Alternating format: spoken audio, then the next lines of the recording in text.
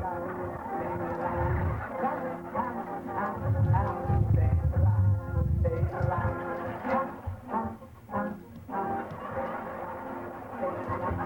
them credit, these musicians were pros until we gave them a final piece of music to play. Sing along if you remember the words.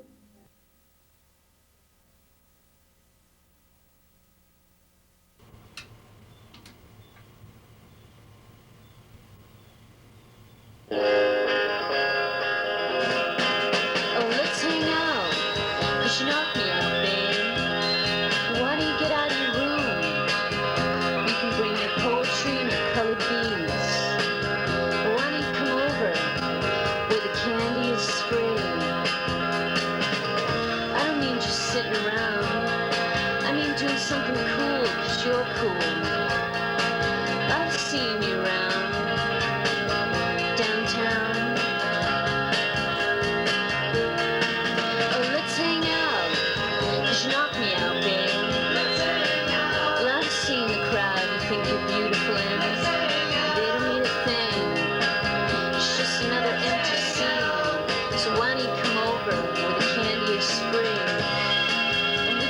Everything. We can listen to the mamas and papas, Sid Barrett, walk through the park, watch the blue sky, glisten off the cool and slanted porch and the quiet evening roads. Oh, let's hang out, babe.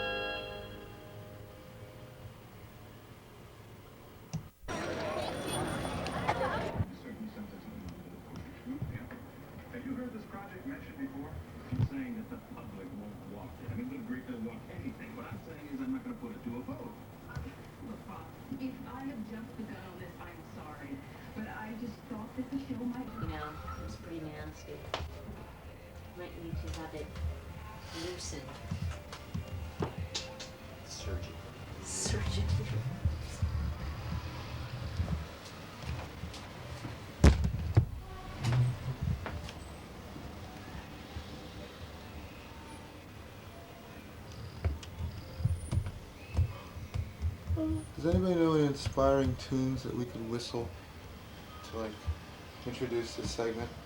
You know, like dun dun dun dun dun dun dun dun dun dun dun dun dun. Oh, anyway, here they are. The paper squares, or at least one of them, namely lavender. We can't get a good focus on this because the light in this room is very poor. But that's okay. You get the idea. See, it's right here. It's right here. Damn it, the paper squares. And here's lavender. And tell us first and foremost, Lavender, anything you like. Or let's say, what do you like, Lavender? What do Not you much. like? But of those things that you do like, would you care to talk about any of them?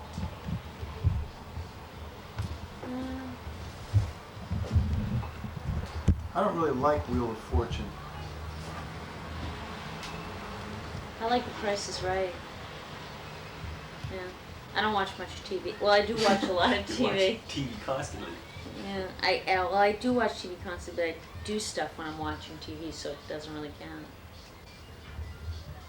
I write when I watch TV. Mind Focus. Do you like the show Top Cat? Top Cat? I've never seen it. Oh, well, you're very lucky. Oh, it's a bad show. Well, it's not, it's bad in a sort of awful and sublime way, you know?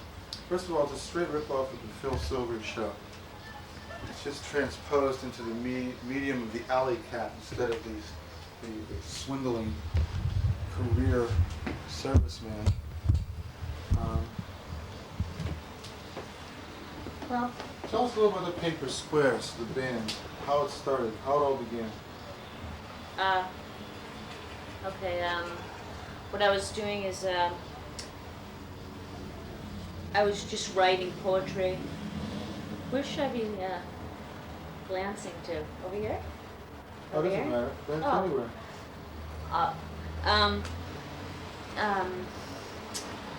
See, I was writing poetry and I was trying to write a novel. I was at college in New York, Sarah Lawrence.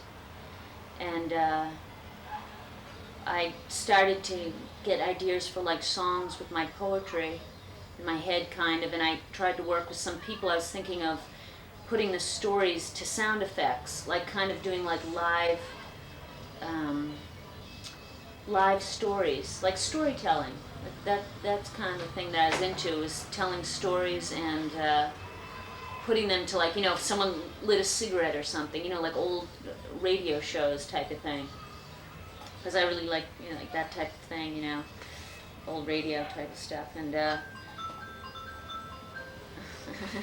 that's just my brain. And then I started working with some people, and they started kind of like turning my music, instead of just doing like sample effects, they started turning into it like this kind of like disco thing, because it was too electronic for me. So I dropped that and I started writing songs with just a bass player. And then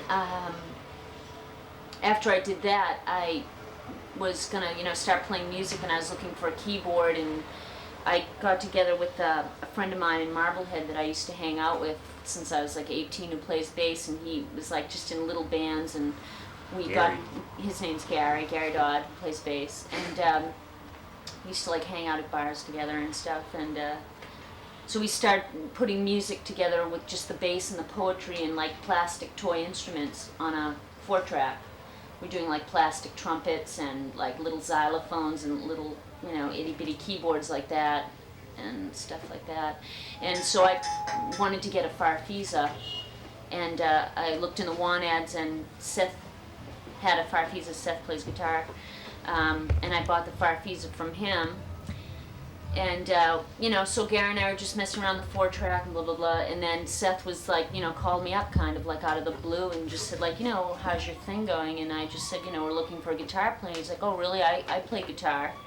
And so he came down and he joined us and started playing. We just messed around, the three of us, just like in a little room like this on a 4-track with guitar and the farfisa and a bass and a drum machine. And then we needed to get a drummer, and we had a lot of trouble finding a drummer because every drummer that came to check us out was like, oh, I don't know how to play with this, because it was, you know, like very disjointed, because it was just like all these little instruments doing these little things and the poetry. And then Seth met our drummer Claudia at a party, and she came down and joined us one night, and has been there ever since. And that was about, we got together last November. All four of us. So give us their full names. I'm Lavender. Okay. Seth Feinberg is our guitar player. Claudia, what's her last name? Leon is our drummer, and Gary Dodd's our bass player. Yeah. And what was the most, I shouldn't say interesting. Interesting is the least interesting word in the dictionary. Let's say, what's memorable, that's kind of corny too. What gig that you've done out has been the one that you've liked the most? What's the one you had the most fun at? I think probably like the Middle East or something. Yeah, Middle East.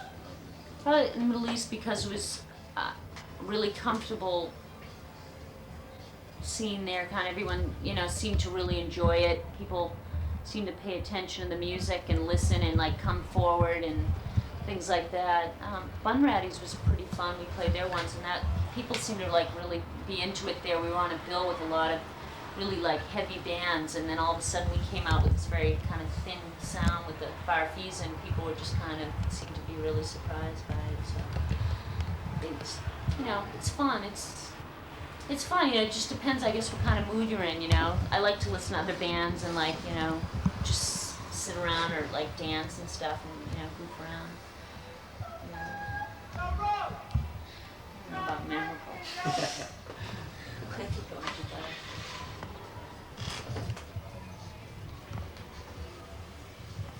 Yeah, the other noble truths, but those three truths make the most sense to me. What were they again, the three noble truths? 3 of them out of the 4 was all life is suffering, and nothing is real, and all living things are transient. So if you think like that, you can think in my world pretty well. You know, if you're miserable, nothing makes sense, and everything just kind of goes away, then that's it. You know, it makes sense. The scripture makes sense. A wise man once handed his king some sort of envelope and said, "Open this in times of great joy or great sorrow." And the king did so, opened it up, and a little piece of paper read, "This too shall pass." Yeah. And big block letters, and it was like, vroom, vroom, vroom, vroom. And we, at school, we once had this, what do you call those guys? I forget, like one of those, like, karma dudes or something. Karma dude. One of those, I don't know, I guess holy men came and spoke to us, and that was like a real mind blower, and unfortunately I didn't get it on tape, and I couldn't like keep all the things that he said with me, but like it made an effect, you know. I mean, it was like just the whole thing, for watching like Chinese theater and things like that, and all the plays. I was really into that stuff for a short period of time.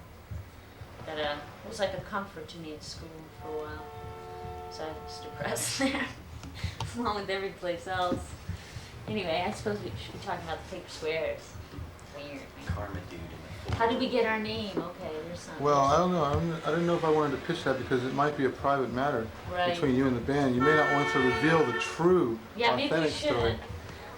Well, leave it up to the people. They demand it. We do their will. A lot of people think it's like something to do with acid, but it doesn't really. It actually had to do with It had to- stationery store. Paper Yeah. supply. No. No. It had to do with drugs, but not that kind of drug. I don't like acid very much, so I don't think I'd name my band after it. Yeah, I don't think I'd call a band Liquid Paper. You know. Yeah. I just don't White get it. out. Those cheap whiteouts don't give you the buzz, you know. Yeah. I do dig stationery stores, but. And why is that? You know, my cousin once used to walk around with a $10 bill in his hand in the stationery store in the shopping mall, just so that the guy would like treat him with respect. Yeah. He says, "Well, I used to walk in there, and the guy would like look at me like dirt, but then I came in with a $10 bill, and he's going, 'Can I help you, sir?' You know, that sort of thing." Yeah. Stationery stores are weird places, you know, and the people who run them always seem to be the same sort of, either these young sort of half porcine sort of manager types, or these really elderly, crotchety, ancient. Yeah. 50 years of work, yeah. Shuffling rubber bands. Yeah. So yeah, they're a trip. Well, tell me a little about how you write your songs. Well, musically, sometimes I come in with an idea, or Seth comes in with an idea, or Gary comes in with a bass line, or other times, you know, and what we do is like he'll just be playing like a bass line, and we'll all just layer something over it a lot of the time. Or Seth will come in a lot of times with almost a complete song, and or I will. Not a lot. No, but we all just kind of we just kind of like come in with something and then just jam on it. Basically, I mean, like Susan Awake off the tape was just a bass line and a plastic trumpet, you know, and basically it stayed that way, and Seth just layered it over with kind of like a little twisted guitar thing, and then Claudia just got out her mallets and was just banging away, type of thing. So lyrically, songs are written from stories that I write, and I cut them up, kind of, and pick favorite little ditties from them, and put them all in one song. So sometimes a song will be from like 4 different stories, or just from one story. You know. And the songs themselves are paper squares. Yeah. Yeah. Well, now a lot of ignorant people might say, that sounds just like Pianosaurus, but no, it's not at all like Pianosaurus. Because Pianosaurus, they have like 8 people, it's orchestral and stuff. Yeah. You guys are basically, you know, you do pop music. Yeah. It's rock and roll. It's a certain type of rock and roll. I think the viewers have already seen exactly what kind of rock and roll. I'm beginning to sound like Frank Gifford or something, you know? And here at the half. But what kind of music do you guys like? I mean, do you ever sit down in that dank old basement that you call your rehearsal space and just listen to music? Yeah, we do. We're doing that a lot. We listen. I think all our tastes are pretty eclectic, and you can go anywhere from like Patsy Cline, Chet Baker, all the way over to like The Fall and Sonic Youth, back to like Pet Sounds and the Byrds, Syd Barrett. Let's see, The Doors, The Velvets. I like Miles Davis, and I like blues and stuff, and classical. I mean, you know, it's all like little bit. Everyone listens to different things to, you know, turn me on to like Pet Sounds and the Byrds, and I'd never listened to that before. And I was pretty much like a diehard Syd Barrett fanatic, and really into The Fall. What's that song of his? It's awfully considerate of you to think of me here, and I'm most obliged to you for making it clear that I'm not here, and I never. That's a wonderful song. Bicycle. Junk Band Blues, it's called. Yeah, that's from like when stuff from with Pink Floyd. Yeah. But of course, we're referring basically to that Syd Barrett 2-record set that has all those great songs on Yeah, it. Madcap Laughs or Opal or. And Barrett, and Yeah. there's a whole bunch of other stuff by him, but you know, it's not easy to get a hold of, and Yeah. I've never seen it, so. Yeah, actually, the bass player Gary, that's the first time I ever heard it. Was like years ago at his house one time, and played that for me. I was just kind of like blown away, and things like that. First time I ever heard the Velvets, I think I was like 16. The first song I ever heard was like Candy Says. And I thought, wow, that's so neat that people can play that slow. I like very slow music, like plod, kind of hypnotic, just plodding type of things, and then you can just kind of read through them and wander around, you know, just kind of hang out in the song, you know. But it's like a cool. That's what I like about the band, is they can just keep playing this thing kind of over and over again, and then I can just kind of like have a conversation by myself, you know, or I have little characters talking in the songs. You know, usually they're like some person or something, little story, little tale, you know. There's songs, you know, like that aren't on the tape, you know, that we play live and stuff, that are like little stories and things like that. And we hope to present you live, if not on Cafe Cabaret, then on Noise Party, at Yeah. some time in the not too distant future. That would be swell. You'd like to play out. Yeah, we have fun. You know, it's fun to like play in clubs. Sometimes it isn't, but a lot of times it's only boring when people just kind of, I don't know, don't seem to just kind of like just enjoy themselves instead of, you know, they have to like figure it out, you know, instead of just like letting it happen.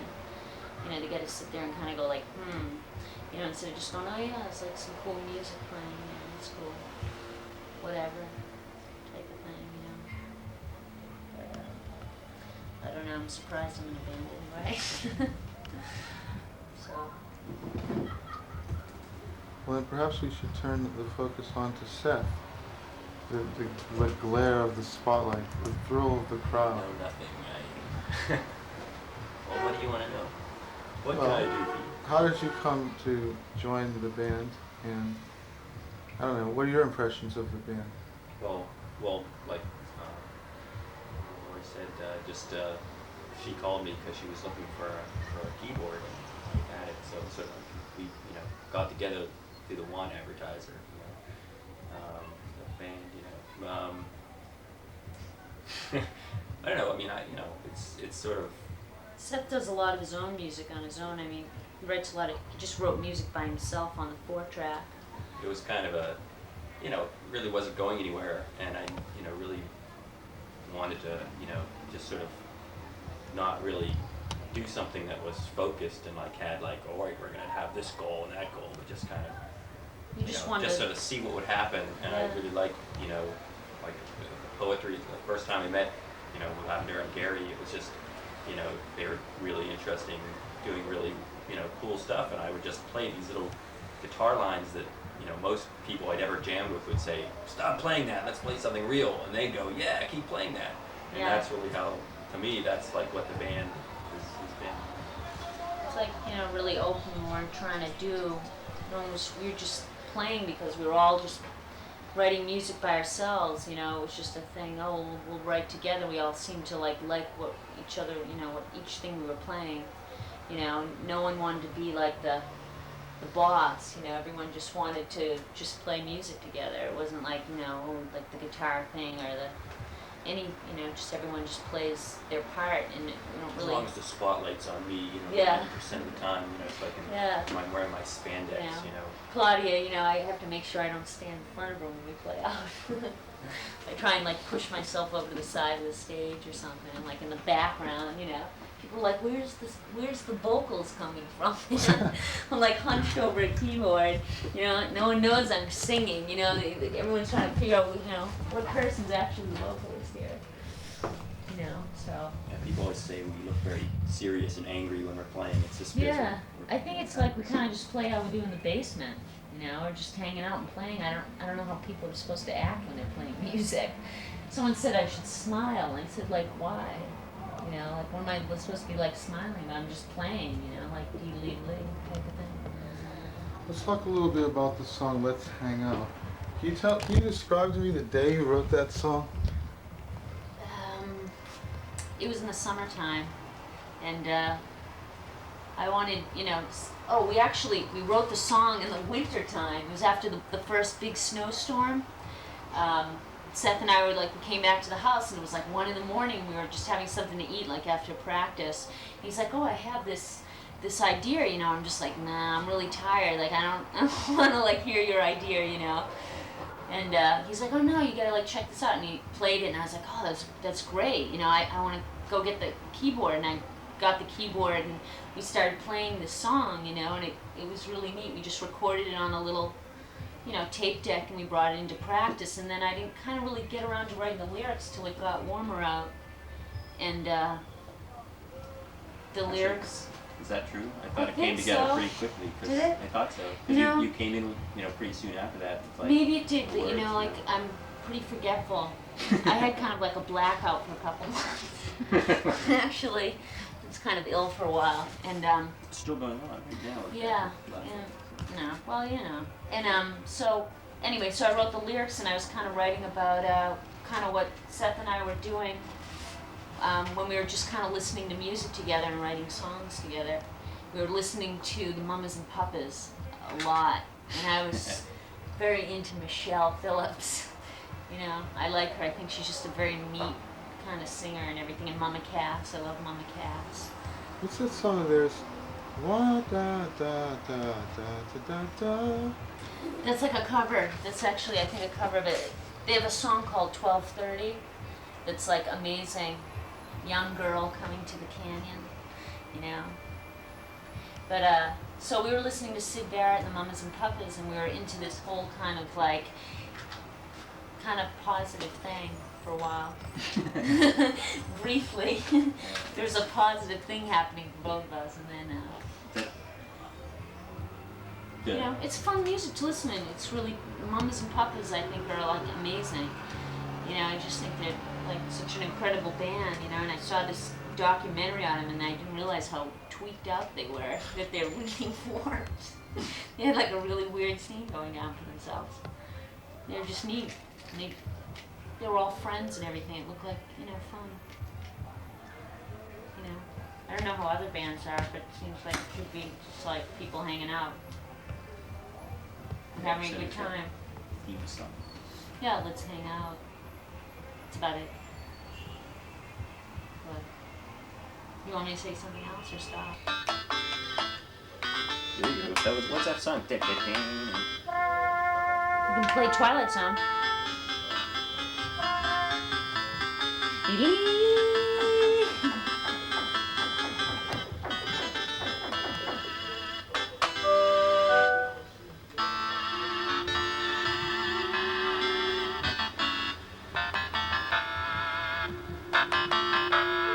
Sounds like Cream. Do, do, do, do, do. Do, do, do, do, do. It's that blue condition.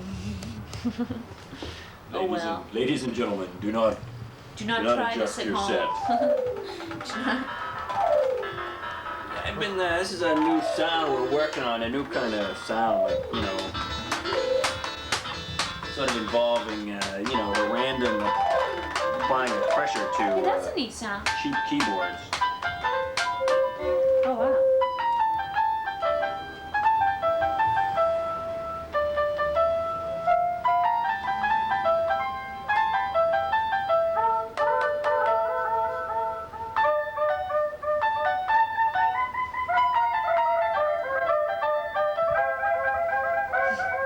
Oh, that's sick.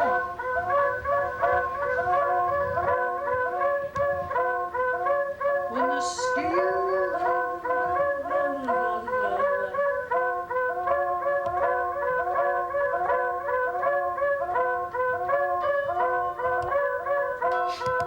sounds like Miles Davis.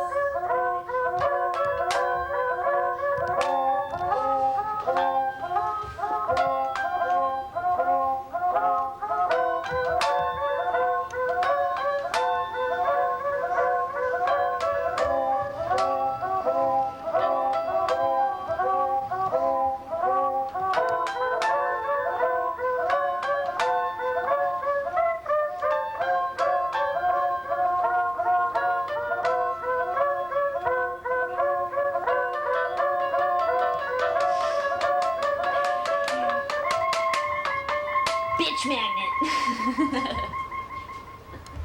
That was our little duet. Bitch Magnet, the new hit Bitch, song by Bitch Magnet 2000. Well, thank you, Lavender and Seth. And I'll tell Bitch Magnet you said hello to him. We've just spoken to the paper